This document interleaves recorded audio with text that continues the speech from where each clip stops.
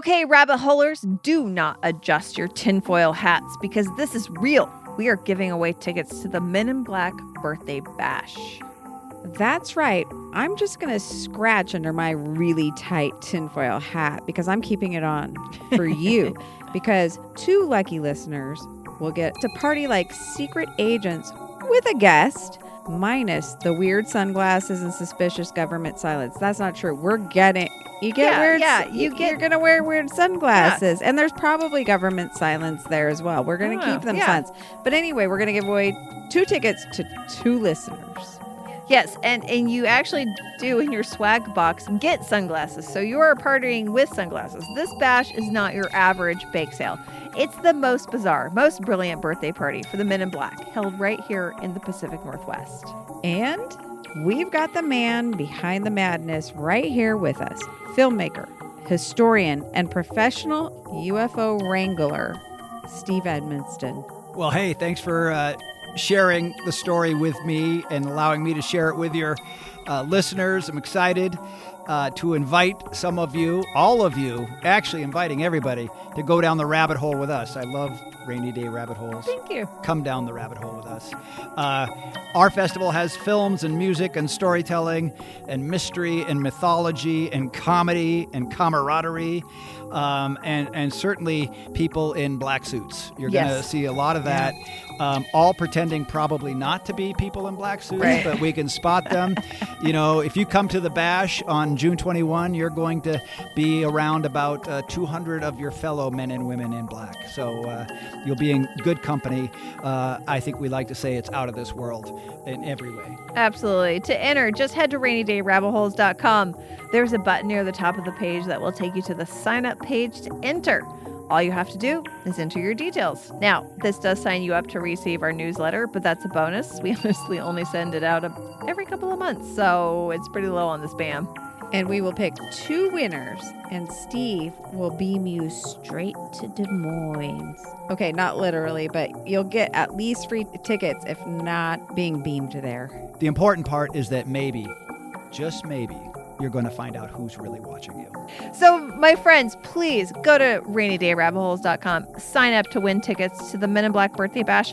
And even if you don't win tickets, you still need to sign up to go. And I will have links at rainydayrabbitholes.com to buy tickets to all of the different Men in Black birthday bash events, including our live event on June 13th at the Marina Mercantile.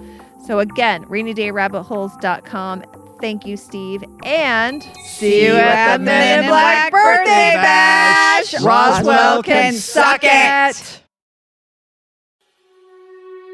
Welcome to Rainy Day Rabbit Holes, where we take the history of the West off the rails. If you like your history unhinged, you are in the right place. I'm Shea. And I'm Jody. Let's fall down the rabbit hole. Hey, rabbit holers, it's your girl Shea here. A few weeks ago, I was honored to be a guest on the Short Pour podcast. Brothers Chris and Brandon share a beer and then see where that beer leads them. It's a lighthearted and funny show, and I had an absolute blast. On our episode, we drank Bat Squatch from Rogue Brewing in Newport, Oregon, and chatted about the legend of Bat Squatch, the PNW's very own crazy cryptid. Take a listen to the episode, and then go follow Short Pour Podcasts on any podcast platform. Do it! I'll link in the show notes. I'm not gonna lie, you already definitely know way more about beer than we do. That's very true. Welcome back to Short Pour. We're your hosts. I'm Chris. And I'm Brandon. And we actually have a couple of firsts this week on Short Pour. First up, we actually guested for the first time on another podcast. We went on a King of the Hill podcast. Dude, you do that sound so much better than I do. That's why I couldn't intro it. So you can go check us out on there and hear us over there on their podcast. We talked about some King of the Hill episodes, our favorites. And then we also ended up kind of going into like a little like food tour around our KC like favorite places to eat. Yeah. It actually ended up being a lot about food, but yeah, like pretty much just food. But Today we actually have our first guest, and today we have Shea from the podcast Rainy Day Rabbit Holes. Hey, Shea. Hey. Could you tell us a bit about your podcast and kind of what you're doing? Absolutely. Hey, I'm Shea. I am one half of Rainy Day Rabbit Holes History Unhinged with my pod wife, as I call her, Jody. She's kind of like a work wife, but podcast. Does that make sense? I gotcha, yeah. So we get into the weirder, wackier, and more unhinged tales from Western history. So we're talking the west side of North America. We have focused on Pacific Northwest a lot because that's where we're from. But we recently opened up to talk more about just history of the West because there's just like way too many Wild West tales that are too juicy to ignore. So we love to laugh. We get into just whatever we can find that's weird and bizarre, especially if it's something we can make fun of. And we have a great time. So it's educational and entertaining. And we make a lot of bad puns and dad jokes while we do it. Okay. Oh, wow. You'll fit right in perfectly with what we're doing. What's one of your favorite like weirdest facts from like a recent episode that you can recall? Oh man, I mean that's like trying to choose a favorite child. So one that is coming up, depending on when this episode releases, is one I just did on the red ghost of Arizona. Okay. Oh. I don't want to give anything else away because the truth behind it is actually also very interesting. And I'm famously the giant skeptic in the room. I'm always like, yeah, there's definitely got to be an explanation for that. Jody likes to joke that I like to ruin everything. Okay. I'm one of those, well, actually, Yeah. Oh, yes. people. So that one's really good. And then, the Sourdough Cocktail Club. Are you guys familiar with that? Did you say sourdough or sour toe? Sourdough. Oh, Yeah, no.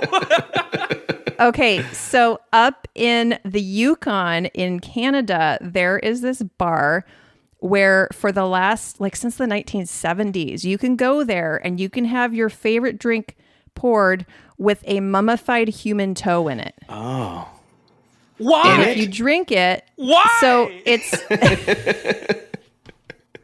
this guy, the legend is this guy found this jar of whiskey that had a couple of human toes in it in a cabin he was cleaning out. And the story is that there was a couple of bootleggers in the late 1800s or early 1900s, and they used to like to do their runs in snowstorms because it made it harder for the authorities to see them. Yeah. But one of them stepped into a puddle that was iced over, and his boot got soaking wet, and by the time he got back to the cabin, his toes were frozen solid. So they decided to chop his toes off so that he wouldn't get gangrene, and they put them in a jar of whiskey. Oh. So fast forward to the 1970s, this guy finds them and he goes out to his local bar at the Sourdough Saloon in Yukon, in Alaska, in Canada. And he's getting drunk with these reporters. And after what they said, the 10th round of beer or so, they come up with this idea of a sour toe cocktail. And so if you go in for an extra $5, they will drop this toe in your drink. And if you let the toe hit your lips, then you get a certificate and you become of the Sour Toe Cocktail Club. Oh, no. Where are they sourcing these toes from?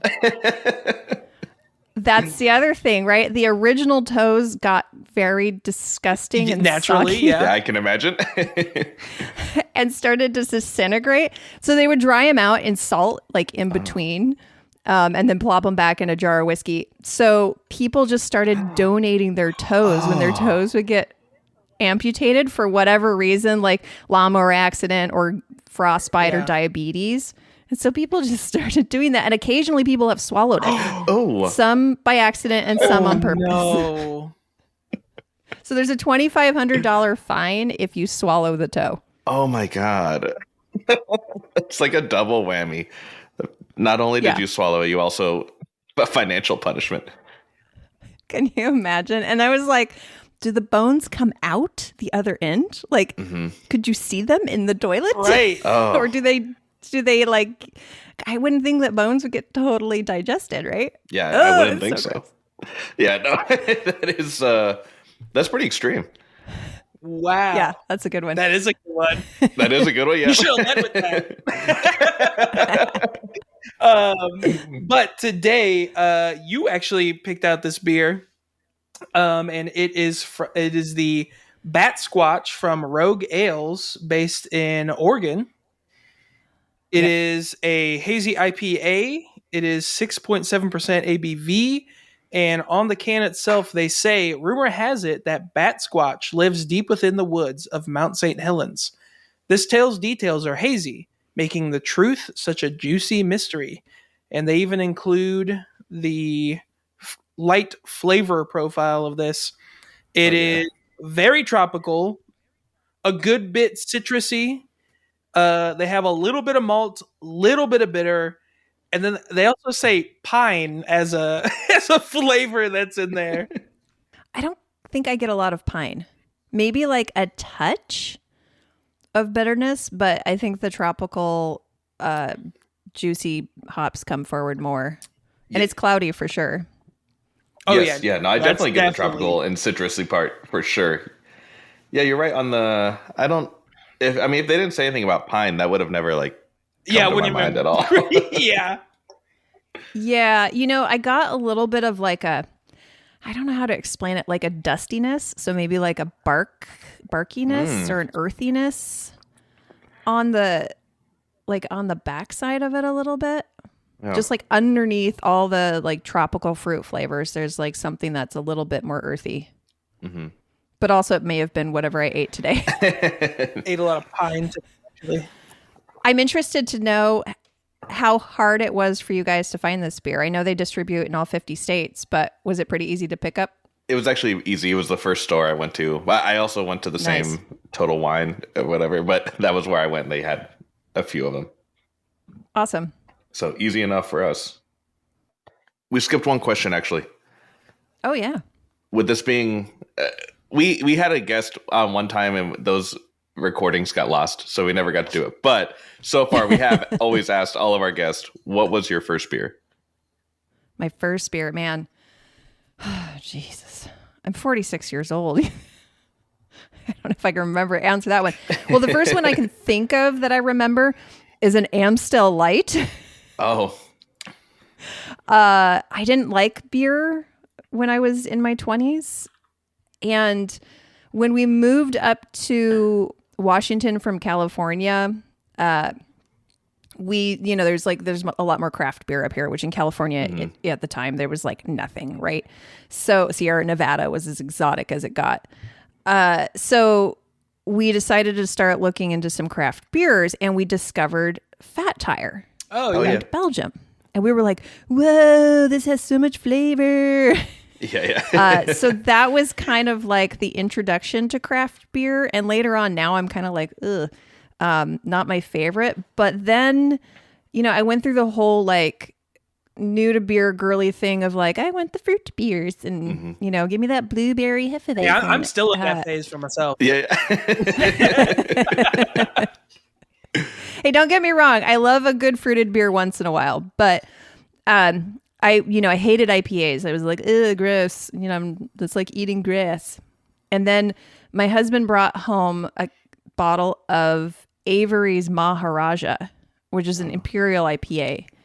And it's the alcohol comes forward so strongly as sweetness and maltiness that it really kind of damps down the bitterness of the hops. Like it's just really, really well balanced. And I was like, oh my God, what is this delicious nectar of the gods?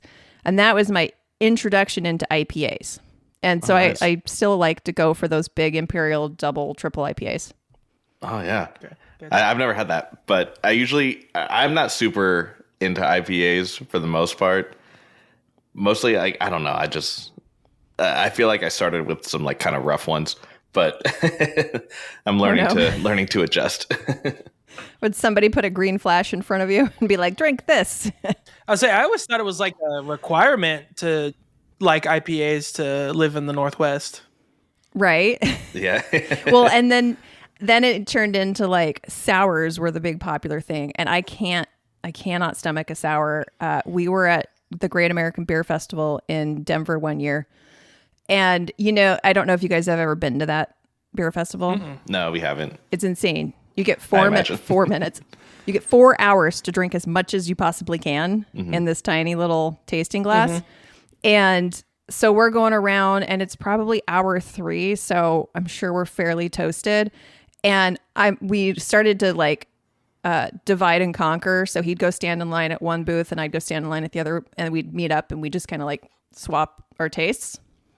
And he hands me this beer, and he's like, "Oh my God, you have to try this." And I just drink it, and it was a dill pickle sour. Oh no! I can't do that. It tasted like somebody ate a dill pickle and then threw it up back into the glass, and then put some beer on top of it. Oh, So that was the end of sours for me forever, because every time I smell a sour, that memory goes back to that burbling one. back up. Yes. Yeah. Oh. yeah. I understand. I wouldn't have responded well to that. No. Yeah, that's we actually have gone to KC Brewfest the last 2 years, and we have also had that like experience of like the first time we were like, they're tiny little glasses. It's just little bitty things of beer all Right. And yeah, you go through quite a bit Yes. those things. Yeah. Yeah, and especially like I'm not a let's go try all the lagers and pilsners type of gal. I'm like, that booth has a 16% stout. Let's go try. Yeah, you're going heavy. So, you have enough like even 1 ounce pours of that. Like we would have to tell them like, no, literally 1 ounce. Like do not give me more than that, because I have 4 hours of this to do. And I want to remember some of the beers I drank. Yep. Yeah, exactly. Yeah, we had my brother-in-law come with us, and it was his first time. And we told him, we were like, hey, like just make sure like you kind of pace yourself Yeah. towards the end, like don't push it too much, because like you're gonna get more messed up than you think. And he pushed it. And Oh no. stay in the line. We're like walking out the door, and he was like, well, we might as well like stand at every line on our way out, try to get a little bit more. And so he did. And then the next day my sister-in-law was complaining about how he ended up like, they had like friends come over, and he ended up like throwing up and then just going and laying down the rest of the night. Oh no. So he had to clean up the missed game bathroom night. that he threw up in, and then like solo host game night. Oh no. That's terrible. Yeah, it's a marathon, not a sprint. My husband always has to exactly. remind me of that, because I get so excited. I'm like, oh, all the beers, yeah. Yeah, well, And also he's you like, get sucked "Pace into yourself." that whole thing of like, well, the lines are short right now. We might as well try a whole bunch at the beginning, Right. Yep. Right. Yeah. Yeah. All right. So, in theme of the Bat Squatch beer, today I believe you are presenting us the myth, true story of the Bat Squatch. Depends on who you ask, I guess. We're gonna find out. Okay. Well, but before we get into the batshit craziness that is Bat Squatch, see what I did there? Let's talk about Rogue Brewing just real quick, because I think you guys will appreciate this. So they're based in Newport, Oregon, and they're probably best known for Dead Guy Ale. That's a delicious. Yeah, this time they put the whole dead guy in the beer for you. Yeah, Right. not just a toe. But one beer that they are really well known for is their beard beer. Have you heard of the beard beer? I haven't. What are you guys So- doing out there? In 2012, they released a beer made with wild yeast that they cultured from the head brewer's beard. Oh. And at first, media covered it as a April Fool's joke, because they released it Yeah. on April 1st, but they had to contact the media and be like, "No, this is real. We Oh actually my made God. a beer with." Yeah, so that's the type of brewery that Rogue is. They're pretty snarky. They're hilarious. man. They're great, and I mean they just make damn good beer. They also make a hazelnut brown that if you get a hold of that, it's delicious. That's a good one for people who don't like beer, because it's kind of sweet and malty, and then they make spirits too. Oh, okay. They make a dead guy whiskey that's just fantastic. They make rum, and I think they make gin too. And they of course make like a hazelnut liqueur. So good. Yeah. Okay. So let's get into the legend of Bat Squatch. All right. A cryptid so strange, so Pacific Northwest that he makes Bigfoot look like your friendly neighborhood bud tender. Do you guys know what I'm talking about with a bud tender? Oh yeah. Where's Kansas City on the legalized cannabis? It is legal here. Oh, we're good. Okay. Well, for those of your listeners out there that don't know, in these dispensaries, these pot shops, the people behind the counter, they call bud tenders, like bartenders. Okay, yeah. Anyways, so and also I have a strong suspicion that weed may have played a big part in this legend story Fair enough. happenings. Okay, so in 1980, Mount St. Helens in Washington state erupted, triggering the most destructive volcanic event in U.S. history. 57 people were killed, 200 homes, 47 bridges, 15 miles of railway, and 185 miles of highway were destroyed. Jeez. It blew 1,300 feet off of the top of the mountain and left a mile-wide crater. Oh. So it's kind of a big deal. Now, amid the ash and chaos, stories began to surface about something flying through the smoky skies. Something big. Something terrifying. You can do a bump, bump, bump. Jody always does that Law for me. and Order SVU. Bum, bum, Bum, bum. bum, bum, bum. It's a very different episode. But the legend didn't gain traction until a foggy April evening in 1994, when a teenager named Brian Canfield had a real close encounter of the what the fuck kind. Oh, can I swear on this podcast? Oh, yes. Oh, yes. Definitely. Oh, yes. Okay. Fuck yeah. We're on the radio, so we've cleaned up our act a lot, so it's very weird for me to say swear words. Oh, yeah. Okay. So Brian was driving his pickup through the back roads of Buckley, Washington, when suddenly his truck just died, just stopped cold. And then out of the darkness, it descended. Brian described it as 9 feet tall with blue tinged fur, yellow eyes, and a wolf-like face, and enormous bat wings that spanned the width of the road. The creature just stared at him, wings outstretched, silent. Then, as mysteriously as it arrived, it launched into the air and disappeared. And that's when Brian's truck miraculously started up again. Like it does. Now, Brian claims that he was stone cold sober. Brian calmly gave his statement to a local reporter and stuck to his story, never once trying to profit from it. And that's when Bat Squatch took off, pun literally intended, as a PNW cryptid icon. But I'm going to throw a little cold water on this story because, like I said, my superpower is ruining everything. So I was also a teenager in 1994, and I lived in the town right next door to Buckley in Enumclaw. And I find it very hard to believe that this kid wasn't coming back from smoking weed in a barn or somebody's basement. He was probably on back roads so that he wouldn't get tagged by the cops. And of course, he wouldn't tell anybody that he was high as a kite. His mom would have killed him. I was going Right? to say, Yeah. like, you're going to go tell the reporter, like, no, I was super high, but I swear I saw it. Yeah. Yeah. After he gave the I interview, mean- he also asked the reporter if he could buy him like a cheeseburger. Right. He's like, do you have any Cheetos in there? So, I mean, he was Gen X.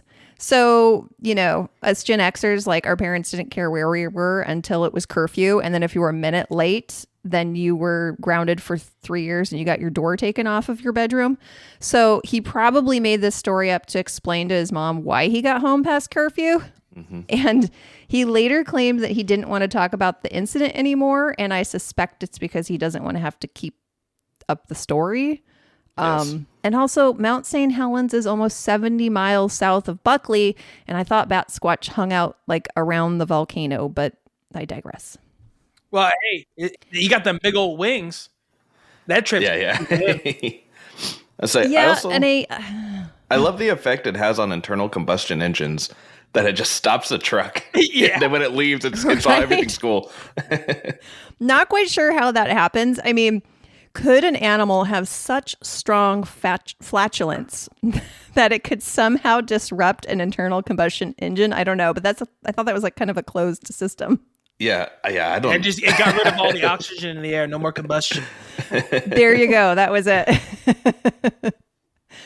So since then, sightings have popped up around Mount Adams and Mount Rainier. Some hikers report glowing eyes and massive winged shadows. A Redditor once claimed the beast followed their car from the woods. Another said it buzzed their small aircraft, flapping alongside it like it had somewhere else to be. Bat Squatch isn't the only cryptid around these parts. The woods around Mount St. Helens are crowded with the weird, and we can't ignore the granddaddy of terrifying P&W tales, and that's the Ape Canyon attack of 1924. Have you guys heard of this one? No, No. I haven't. Is it like So a this is big one of deal the- around you? Does everybody know this? Yes, it's kind of the big deal Bigfoot story in the Pacific Northwest. Okay. This is the one that people like point to as like, this thing happened in 1924, so Bigfoot's definitely real. All right, so this story takes place not far from where Bat Squatch is said to roam. In the summer of 1924, a group of 5 gold prospectors were camped out near Ape Canyon, a narrow gorge carved out by lava flows near the east flank of Mount St. Helens. One night, they were jolted awake by a barrage of rocks being hurled at their cabin. The men claimed they were under siege by a group of hairy, ape-like creatures, what they called mountain devils. Hence, Ape Canyon. One even claimed that he shot one of the beasts and saw it fall into the canyon. Of course, the body was never found. And the group barely made it out alive. And whether it was panic, cabin fever, or truly something monstrous, it cemented the area's rep as the ultimate cryptid danger zone. Now, some say these creatures were skookums, aggressive primal cousins of Sasquatch. But honestly, when I hear this story, I can't help but wonder, how strong was the moonshine back then, boys? Right. Well, also, I'm like, were they like digging into the like side of the mountain or like carving in to like cause like a rock slide or like something of like, you just did this to yourself, basically? You know, that's something I've never thought of. I don't know how they were mining for gold or prospecting for gold. And I never thought about it being, maybe it was just like they sort of like rock didn't slide. stabilize it some way or something. Right. And so the rocks are just rolling down the hill and bouncing and hitting the cabin. Right. Yeah, I would say And I'm then you very similar combine that- to you of like, I'm just going to look for like, how can I actually explain this? Like what makes sense to me? I love that explanation. Actually, that's really good. That's one that we hadn't thought of. I mean, I was just chalking it up to moonshine. That's also fair. Hey, in other news, it looks like the Jack Link's Bigfoot messing with Sasquatch commercials have come into question a little bit, because some people are claiming that is a skookum And not a big Sasquatch. Not a Sasquatch. You know, I honestly didn't know about skookum until I was researching this Bat Squatch. So I'm going to have Jody as our resident Bigfoot researcher, which we decided that because there are no qualifications to become a cryptozoologist, that her research on this podcast does indeed mean that she's a cryptozoologist. Yeah. So I'll have to ask Jody as our resident cryptozoologist to look into skookum. Okay. Yeah. I mean, looks like some people, like the classification on a initial Google search is mixed results. So you're saying we have to look up and try to find all of the Messin' with Sasquatch commercials and dissect really them? analyze them. This Yeah, time. really Okay. analyze it. I'll let Jody know. We will definitely follow up with this. This will be a follow-up episode. There's also, not far from there's the ape caves, and these are actually caves with lava tubes that you can explore. And And locals have long speculated that, creatures like Bat Squatch and Skookum and Bigfoot use these caves as their habitat. But, like maybe they're just looking for an ice cold IPA, like, hold on, I'm going to do a commercial. Ice cold IPA, like Rogue Bat Squatch. I would say I feel left out of I didn't know about any of these. I only knew about Bigfoot before. Yeah. I didn't know about the Bat Squatch before you ever mentioned it. Is that everyone knows about that up there? It's a really commonplace thing. It's a very localized Washington and Oregon thing. Okay. Yeah. It's just here. But so you guys, though, you have Mothman out closer to where you are, right? I think Mothman is more West Virginia. Yeah, that's still West Virginia. That's still not us. Yeah. I mean, that's at least, here's because of my geography. My understanding of geography, everything that's east of the Rockies is all one place. All same. Until you get actually to the coast. It's Rockies, everything else, East Coast. Yeah, I would say, to be fair, most people just say that we're just somewhere in the middle. It's about where we are. There you go. Well, you're closer to where the Mothman is than I am. So how about that? Yes. So you can claim it as your own. Yeah, I don't know. I don't know of any legends like that around us. Do you know of any? Let's see. Okay, apparently we have Momo the Missouri Monster. Oh, that's so cute. I have heard of that. That sounds like a Sesame Street character. Okay, I have to look this up. I have heard of that. Momo. Hold on. It's a big hairy thing, right? Yeah. Oh, okay. This is our Bigfoot, apparently. Described as a tall, dark, hairy, ape-like creature similar to Bigfoot. Yeah. Okay. We also apparently have the Ozark Howler, a large, black, dog-like creature that howls. Oh, I like that. Okay. And we have the Bee-Man monster. The Bee-Man. He's exactly like Momo, but he has red hair. Okay. You guys, there's a movie about Momo. Really? From 2019. Momo the Missouri Monster. Now you guys are going to have to try to find where you can watch that. I'm sure it's bad. I'm saying. Oh, God. Just looking at these screenshots on IMDb, the monster itself, it looks like they bought one of those Amazon ghillie suits. Oh, yeah. You know what I'm talking about? Yes. Yeah, I would say I'm looking on. Is it ghillie suit or Jilly suit? I always said ghillie. I think it's a ghillie suit, yeah. Okay. Oh, I see now. Yes, yeah. Or maybe they tried to reuse the Jim Carrey Grinch costume. Yeah, they repurposed it.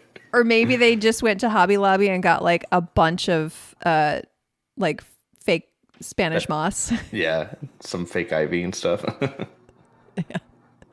I have another fun fact for you guys. In Skamania County, where Mount St. Helens is located, it is illegal to hunt or kill Bigfoot. So they actually passed it into law back in the 1970s that if you were to kill a Bigfoot, you would face a fine and jail time. So what about just capturing one? Because isn't there a whole reality TV show of those guys trying to go catch Bigfoot? Yeah, I was how do they separate just searching for him versus hunting him? Well, I think if you actually were to bring a dead Bigfoot body that you killed, technically you could be prosecuted for that. So you should just drop it in some beers. Yeah. Just give it to Rogue and be make a beer out of this. Yeah. Culture some yeast. Yeah, so that's all I got about Bat Squatch. Honestly, it's all these legends and myths and rumors, and I've had a fun time trying to get AI to make a Bat Squatch for me. Okay, yeah. so I would say I looked up some pictures. So the whole story, though, is propped up by one scared high teenager and some allegedly high. Yeah, and some people on Reddit. Yeah. And people know about basically. Yeah, but it doesn't stop some people from actually believing it because, some people just want the world to be more mysterious than it is, I think. Yes. I think there's already so much amazing, mysterious stuff in nature. Like every time they do another like deep sea scientific excursion, they find all these like crazy species that, you know, Right. do weird things and have no eyeballs. And Right. like, that's mysterious enough. There's monsters down there, like literally. Have you seen an anglerfish? Yeah, So- so Have you it's seen crazy them? how They're like super small, actually. Are they? Yes. So they're really scary, but really tiny. Yeah. really, really small. They're actually smaller than like what people like think. They're like a Chinese crested dog. Yeah, Very it's- terrifying looking, but also very small. right. Yeah, but you're not really actually worried about it. I mean, it depends on what size you are. That's true. So True. True. it's all relative.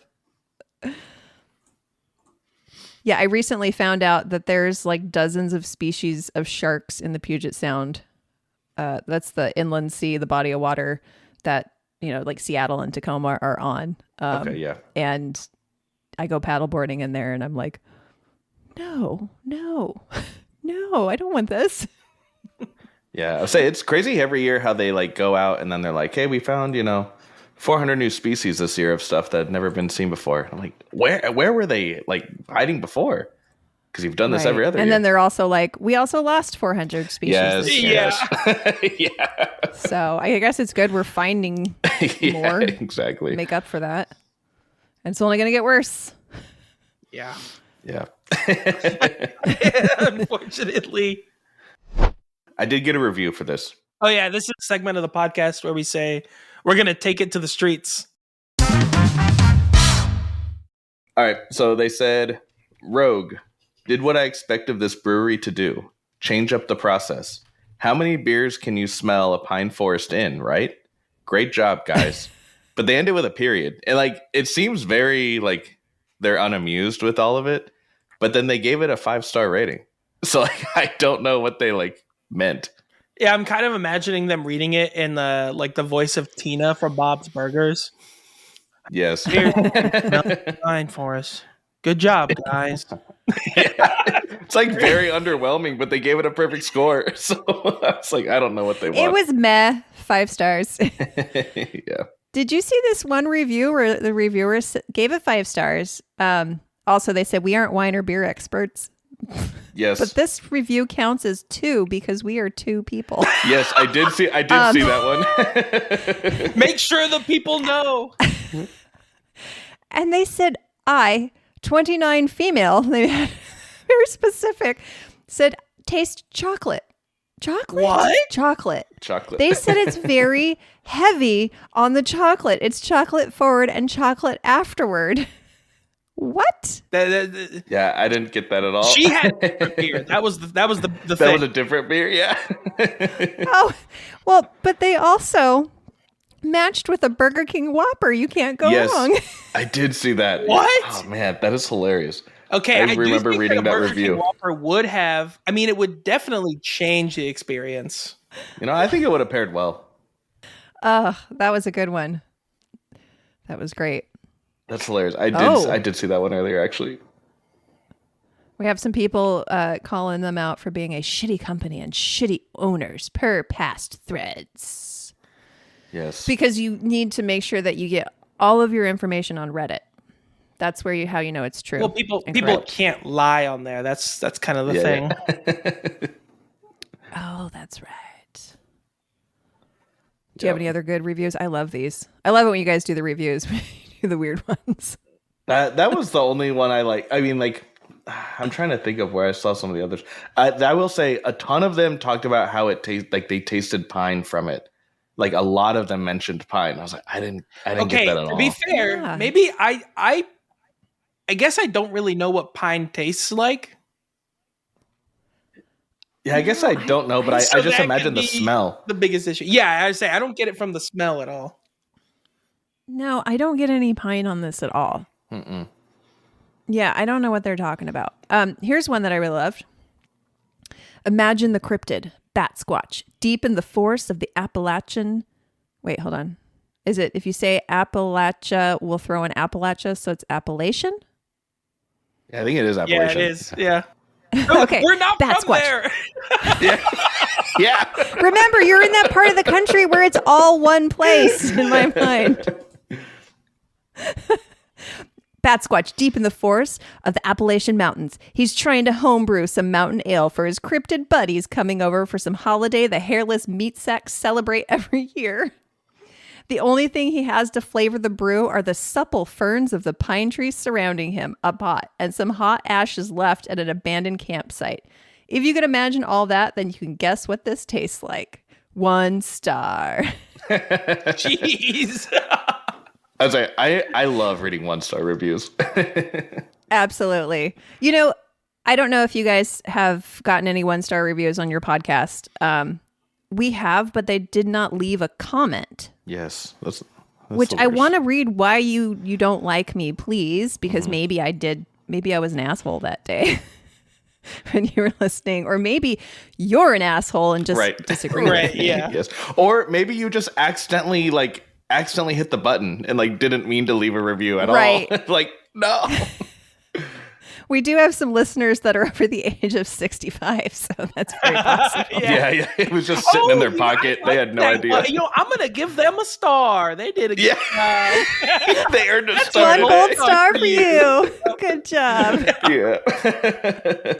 That's hilarious. Yeah, I would say this isn't the best hazy I've ever had. It's definitely not a kind of really New England style hazy. It's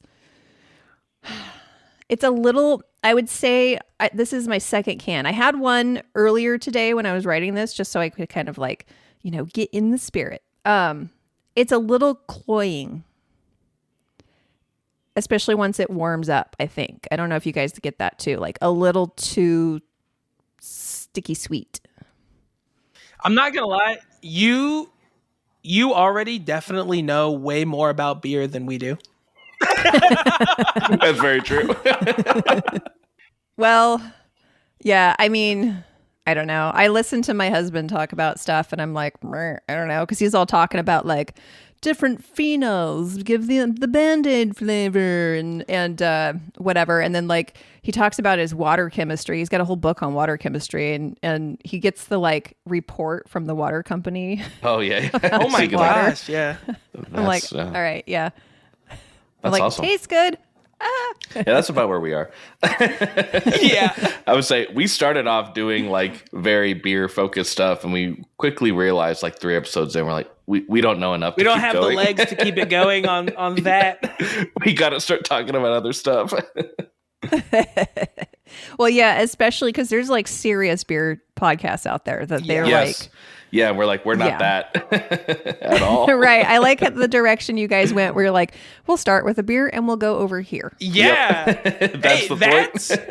That's a good tagline. That might be Do you the want to tagline. steal Dude, you want to steal that? Good. We start with a beer. Start with a beer over and then here. we go over there. Yeah, that's good. That is pretty good. Take it. It's yours. All right. Well, thank you for joining us. Where can people find you, on social or your show?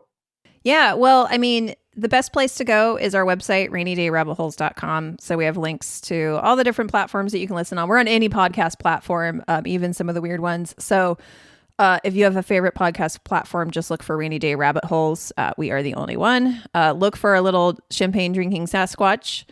And then, yeah, we're on everything except for X, Twitter, whatever garbage that is. We're on everything. Just, you can look up Rainy Day Rabbit Holes podcast, depending on where. And then we're also on Radio Tacoma, which if you're not in Tacoma, you can listen to at radiotacoma.org. If you for some reason, don't listen to podcasts on podcast platforms. Yeah. You can listen to the radio on the internet. What a backwards way. Yeah, it's nice. They're a cute little community, little low power nonprofit radio, and we really appreciate them having us on there. We have a umbrella podcast collective, and this is a group of entertaining podcasts that we get together for just collaboration and helping each other out and friendship. And in fact, tomorrow, a group of us are going to Crypticon, which is kind of perfect. Oh, nice. It's the horror movie convention here in Seattle. And 3 of our podcasts and my brother are actually going to be doing the nerdiest thing I have ever done in my life soon. We are going to be playing the Alien RPG and doing a podcast while we do it. Oh, that's awesome. Nice. Yeah. So I've never played an RPG, but I'm a huge fan of the Alien franchise. And there is a new series coming out this summer. I don't know if you guys have seen those trailers, Alien Earth. No, Yes, I haven't. No. Yeah, so very excited. So we're going to be doing that. So yeah, you can find out more about the collective on the website, rainydayrabbitholes.com/umbrella. If we are probably going to start actively trying to get more members in this year. So, or you can just check out the podcasts that are on there. There's something for everybody. And yeah, so rainydayrabbitholes.com. Awesome. Well, yeah, thank you very much for coming on. Yeah, thank you. You're welcome. And until next time, whether you pour short or pour long. Always finish. Hey, all right. All right. How did I make it sound sexual? Yeah. Do you want me to do another one of that where it doesn't sound sexual? No, I think that's a good ending. All right, we go. It's a happy ending for sure. Right. Yeah.